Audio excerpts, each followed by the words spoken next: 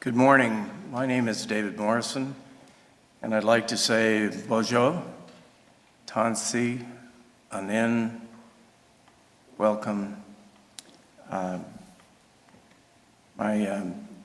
little talk today will be on joy and the kind of work that I have done. And people don't often think about joy. And I was struck that the fact was that some of you were singing about it today. But the first time it really gobsmacked me in the head was my grandfather asked me what I was going to do when I left school, left university, because I'd got a bachelor's degree in something my parents regarded as absolutely foolish, which was in Far Eastern religions.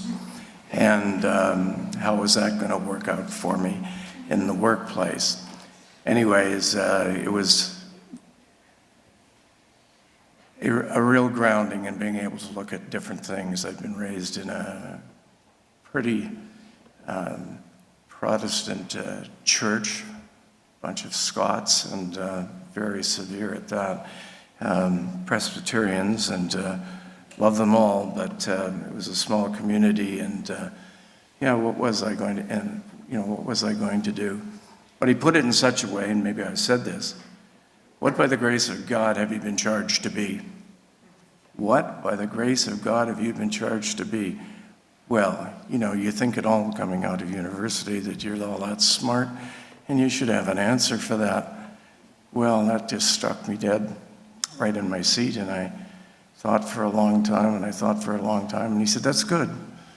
Come back when you've got an idea or something we can rough in. And he was an old Scot, but he never cut me a break. He hoped I'd go into his business, but he didn't want me going into his business if that wasn't what I wanted to do, if that was not my mission in life. When you're young, you don't really think you have a mission. You just sort of bounce from place to place, and what are you going to do about it? But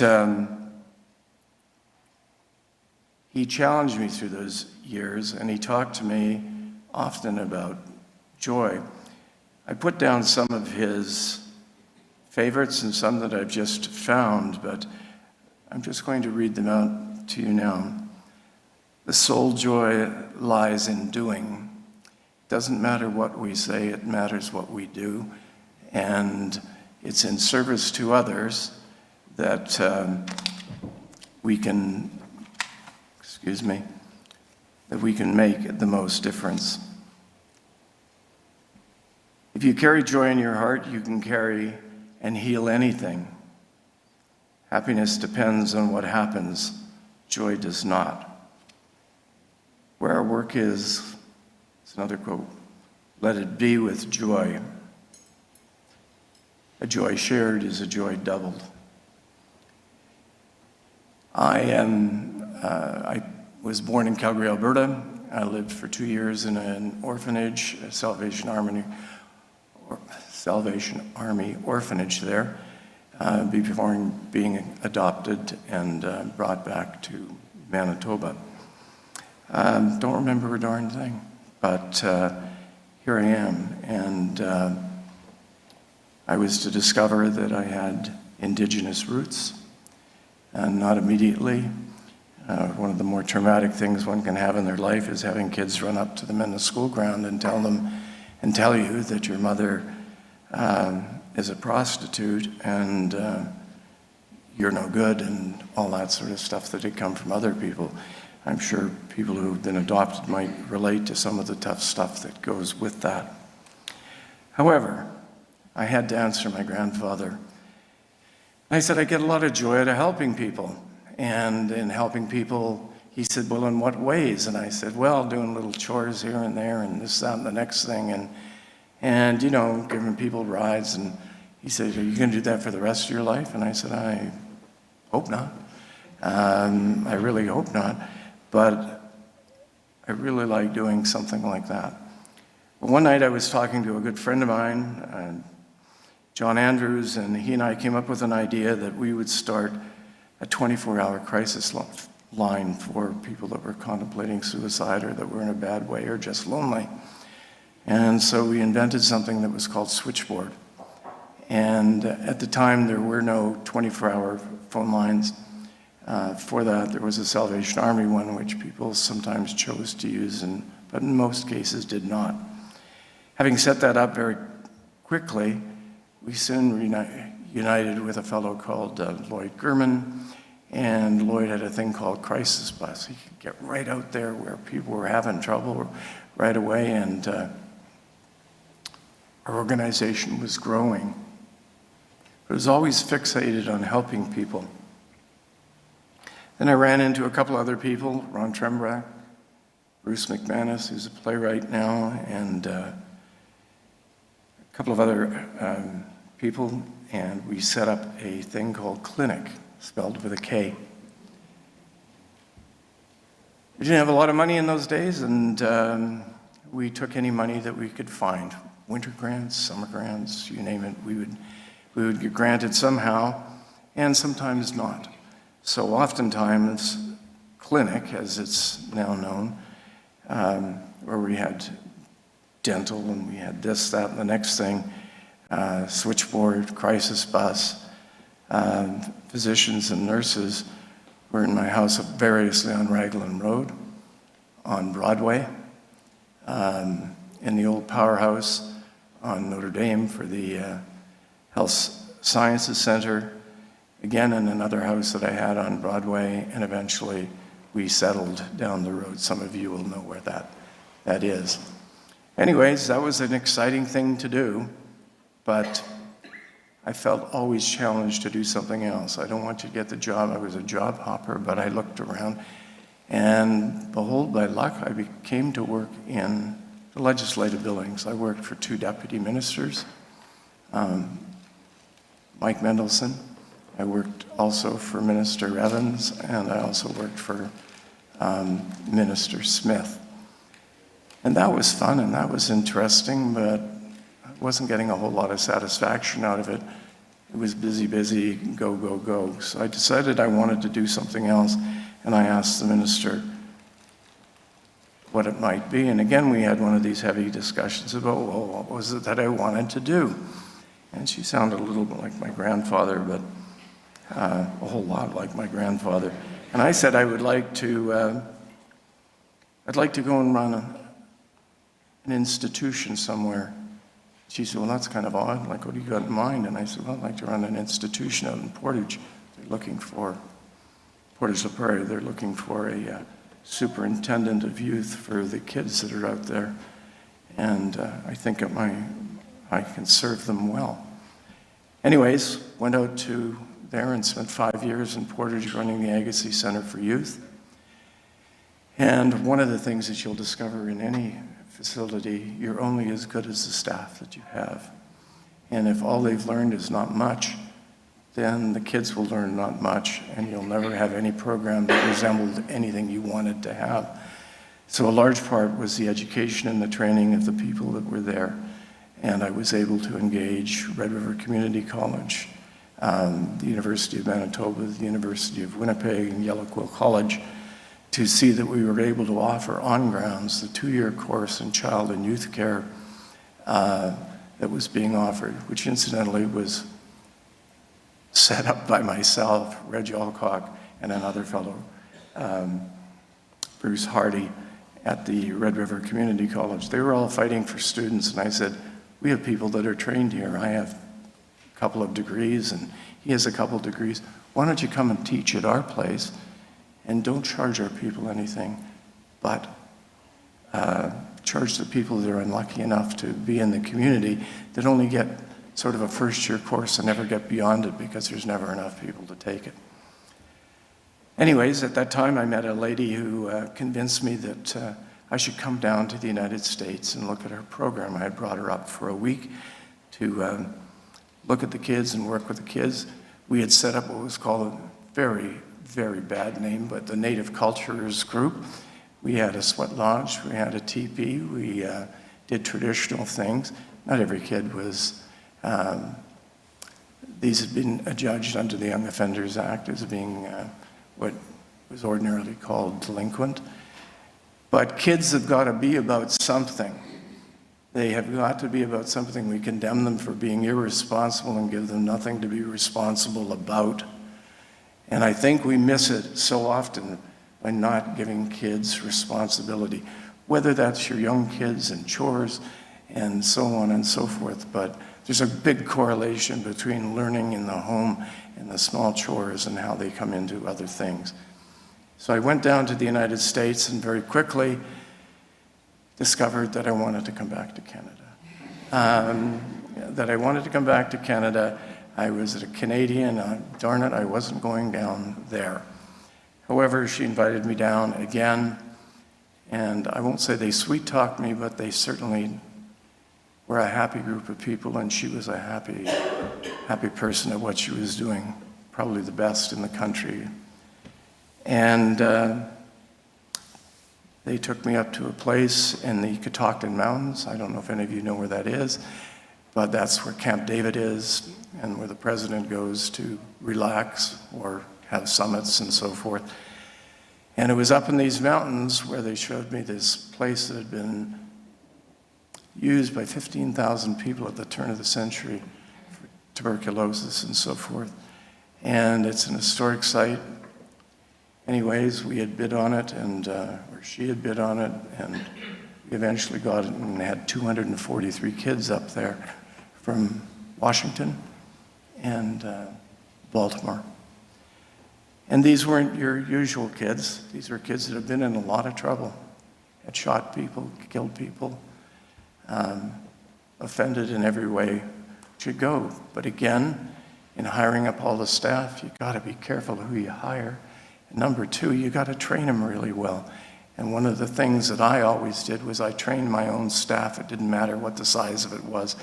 And my job was to train other people what do we want these kids to be? We just don't want them putting in time here, my goodness.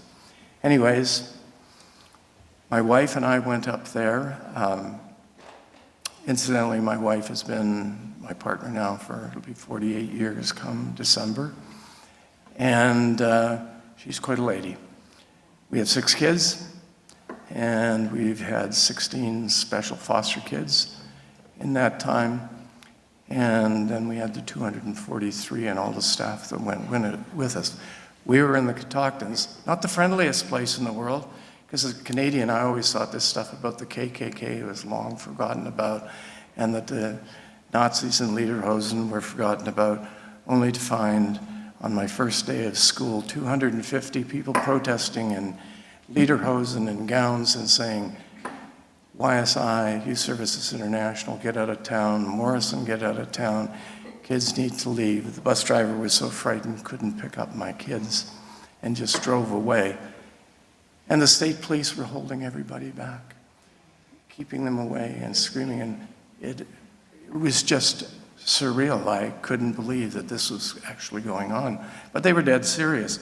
We only had a couple of friends, Galen Hahn, minister of the United Church of Christ there, and 2 elderly people named the Foxes. And Mr. Fox said, I'll fix this, and he made a quick call. And about a half an hour later, as we were still standing at the end of what we call the end of our drive, which was quite a ways down, I saw a convoy coming. And it was a convoy of military trucks with guys all squared away and stuff like this. And out jumped an individual. And he went, who's Mr. Morrison? And I said, right here. And he came up to me and he says, he was a soldier. He was dressed to the nines. The impressive guy shook my hand. He says, my name is Joe Camp. And yeah, that was his name. And he was the commandant at Camp David. He was black. And he was watching all this rigmarole go on. And the guys in the trucks looked really serious, like they could quite handle it if it got out of hand. And he said, your kids will be traveling with my kids because I have only 2 black kids in there, and you have 2 kids that are coming from Canada that everybody seems to be all bent out of shape about here in the Catoctins. See, they didn't want any black kids, and they didn't want any black staff up there. They wanted us to have steam whistles and so forth and so on. Well, through good luck and surprised again by a new kind of joy, everything I've gone to I think with a happy heart. And in doing things, a happy heart is like, I enjoy doing it. I like doing it well, and I like teaching other people how they might do it well. And very soon we had 243 kids. We had to make them about something, and one was education. Two, there were going to be rules, obviously. There were going to be rules, but not the rules that went on in other places. This was really an experiment in what we could do. We didn't have fences. Kids could go outside the fences and so forth. Our place was what you would call a staff secure place, not because we had a lot of them, but relationship is primary in anything that we do when we're trying to work with people. If you don't have a relationship, you don't make many changes. Anyways, we were lucky enough to set up a horse farm there for real thoroughbreds, mares in full. Boys learned to become farriers. People learned how to muck stalls and the mundane things that one would do while raising horses. Anyways, that was pretty exciting for us to do. We had a cooking program that was more than just a cooking program. The kids were being trained by a master chef from the Cordon Bleu. You see, when I went to the States, the person that owned it was the guy that also owned Jiffy Lube, and he was wealthy, and so he could, all of our social services here are run by government. Down there, they were devolving a lot of their responsibility from government to private agencies. So this was one of the first attempts. It was called Victor Collin Academy. From there, I was asked by the Secretary of Human Services if I would also run the Charles H. Hickey School, which had 500 kids. So now I had about 850 kids that I was responsible for, but I had a lot of people that I trained how to work and how to teach and so forth. And so it was another joyous thing, taking on these challenges and doing them. And then I got a tap on the shoulder. It sounds like this is happening every week. It wasn't happening every week. I was there for 20 years. Would I consider going to, of all places, Tarkio, Missouri? It'd been a Presbyterian college that had gone belly up to make it into a juvenile justice facility for youth in the same model that we were using at Victor Collin. So off to Tarkio I go, and worked at that for a couple of years. And then I got tapped on the shoulder again by a different organization, not Youth Services, but Ramsey Healthcare. Would I go to further into Missouri and run Heartland Hospital for them, which was a behavioral health hospital with lots of criminal types that had been brought there and so forth, and we had to make do. Well, there wasn't any more love there. I've lived in the Ozarks, and I lived in the Catoctons, and the Ozarks are just as bad as the Catoctons. I'm not trying to scare you away from any holidays, but in terms of the number of people that were really hateful and did not want to see us succeed at all. I continued to do that kind of work, and we soon set up a riding program and all kinds of things. And like when we were in Canada, for example, I said my boys need to be about something. At Christmas time, there was not Christmas time, but winter, there was never a home that there was a shut-in or somebody that couldn't do for themselves, that didn't have their drives and their sidewalk shoveled out. And you see 20 guys coming with shovels, it gets cleaned up real fast. And so what were my kids going to do? Well, they were going to clean roadways, they were going to clean places, playgrounds, retrofit them and stuff like that. And we had we fortunately had the funds to do it. Well, joy was flying around when they said, "Can you move? Are you thinking of moving?" And I said, "Where would you like me to move?" And they said, "Well, we just bought a place in Alaska. And would you like to move to Alaska?" And I said, "No." The joy had gone totally out of me. I think their decision had been based on the fact that I knew what snow looked like and I was Indigenous. But that was it. They spent $43 million buying a place up there. And so my wife said, "Not on your life, I'm staying here." And so I flew up there and came home every 2 weeks for 4 days. And 2 of those days to be traveling, so it wasn't very much. But I had a good time flying, believe me, into Fairbanks, Bethel, Kotzebue, Nome, Juneau, et cetera, but offering services like things you've never seen before. I just smiled and went, oh my goodness, what is this? The hospital was built, it was a two great big huge barges that floated up and down on poles. So when it flooded in the springtime, the hospital could rise up and down, and you could get in a boat and go to hospital. And in the wintertime, you go by snowmobile. And again, thunderstruck by some of the challenges that we had to do. There's a custom. How many of you have been to Alaska? Do any flying in Alaska? One of the traditions when you're flying in a small plane or a bigger plane is when the plane lands, everybody stands up and claps and hugs each other.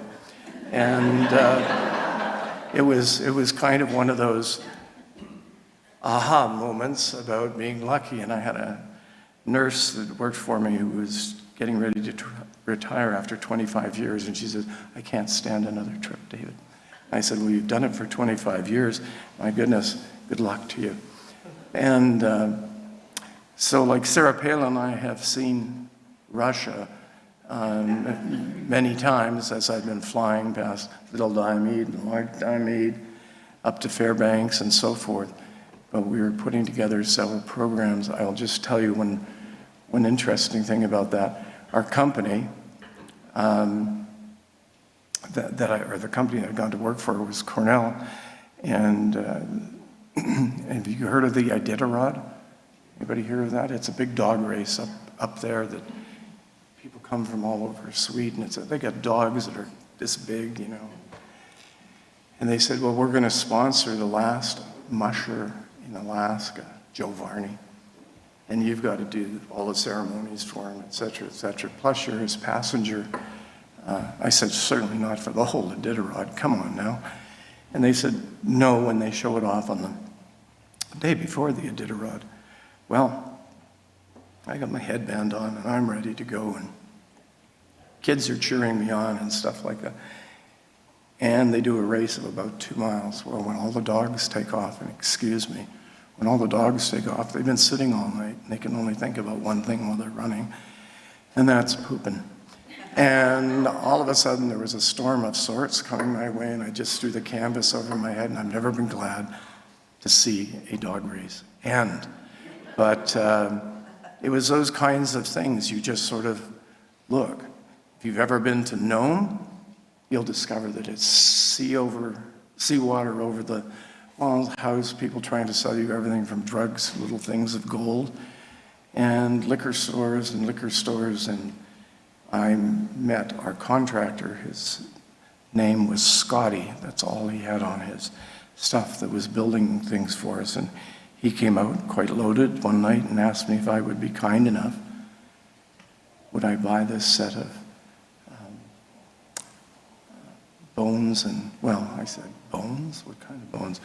He said, well, it was dug up by some of the people out there, and it's a mastodon. I said, are you kidding me? You want me to? He said, yes, look at these trunks. And he brought a great big trunk out and put it in front of me. He said, I'll only charge you $15,000 for it. He says, you can smuggle it down south. I was like, anyways, it's a whole other world. And it's a whole other world. But it was so wonderful doing work in different places, whether you fly into Kotzebue, when you come in, the runway extends out into the water, and you come in on the landing, and you turn around like this, and you go back out the same way you are. So you got to work fast. I'll speed through that one, but some of the good things that came out of it. You have Houston, Texas, where my headquarters were, phoning Alaska to ask me why none of the men are in the prison. And I said, well, they've all gone fishing. And they said, fishing? I said, yeah, the salmon are running. So I'd let them all go, and I'd given them a couple of our boats. They'll be back. And they said, well, we're not going to pay them. I said, well, you'll insult everybody, including the staff. And anyways, that was one of the sort of like, where does everybody want to go? They just expected that I knew. A little while later, all the women from the women's facilities wanted to disappear too and go out and pick salmon berries, which is a staple of their food out there. So you have to adjust yourself royally to trying to explain to your CFO in Houston that we're paying everybody, nobody's here, and not to worry about it.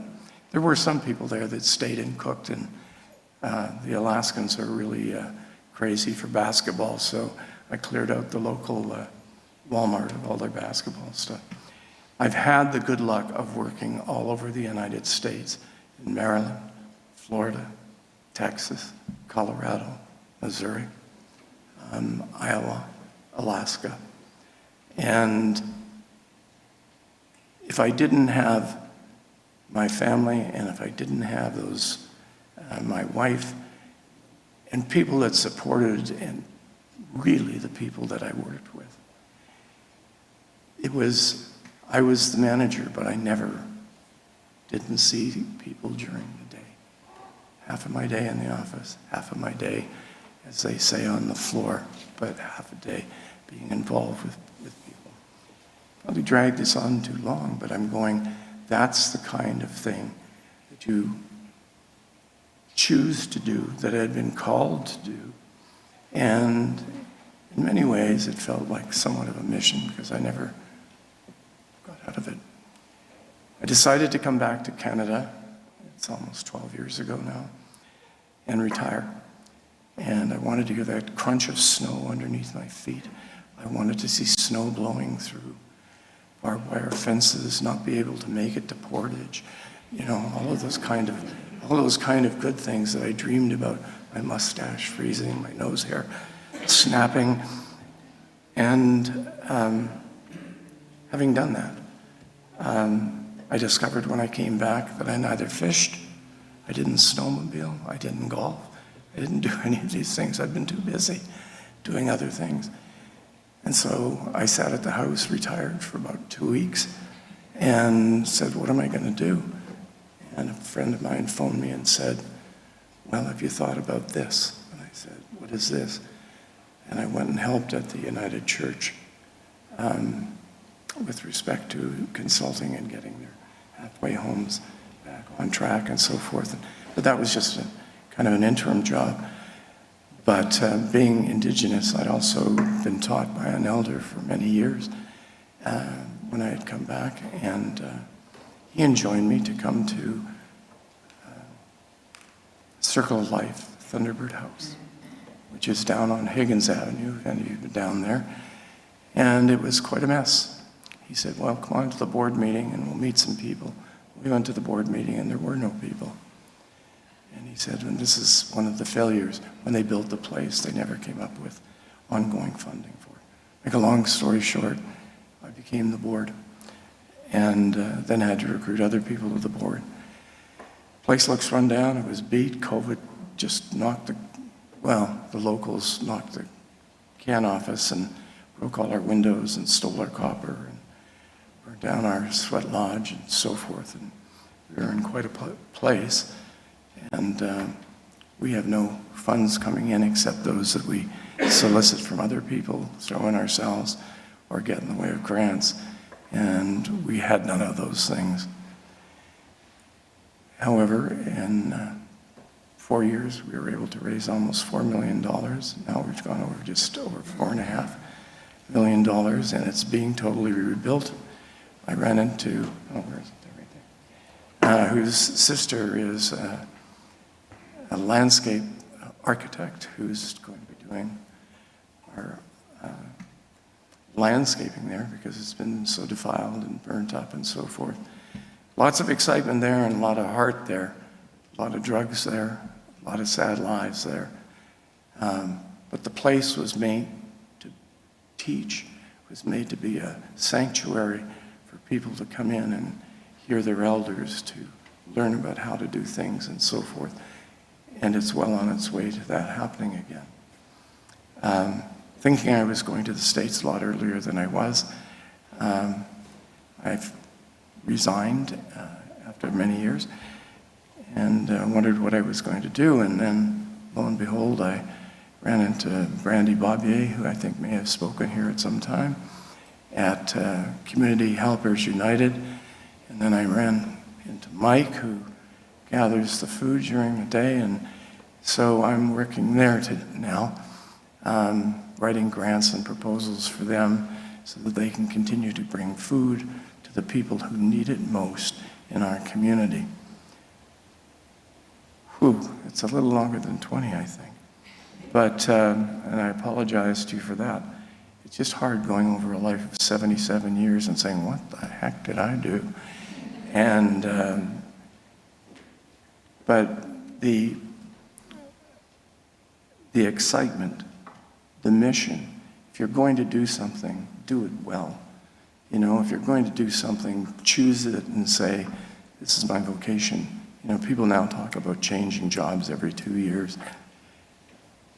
I may have changed jobs every 2 or 3 years, but it was in the same business. I just want to say in closing that here's a quote that's written on the stones of, some of you will have heard of John Wesley. On his death, his congregants had put this together on a stone. This is in Scotland. I've always liked it. It's kind of a mission statement for me. Do all the good that you can, in all the ways that you can, to all the souls that you can, in every place that you can, at all times that you can, with all the zeal you can, as long as ever you can. Thank you.